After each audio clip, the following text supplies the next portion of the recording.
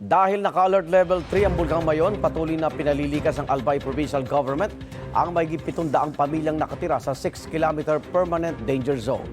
Karamihan ay taga Tabaco City kung saan halos 400 pamilya na ang lumikas.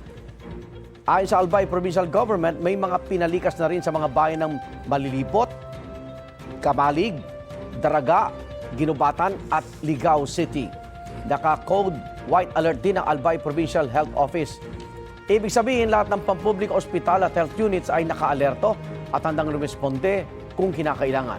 Nagpaalala ang Provincial Health Office na takpan ng ilong, mata at bibig para hindi malanghap ang usok at tabo mula sa bulkan. Binigyan din ng PHIVOLCS na mahalagang lumikas mula sa permanent danger zone dahil nakamamatay ang binubuga nitong pyroclastic density currents o yung tinatawag na uson. As of January 6, 346 na rockfall events ang naitala sa Bulkang Mayon mula noong January 1. Bawat rockfall event ay tumatagal anila ng 1 hanggang 5 minuto.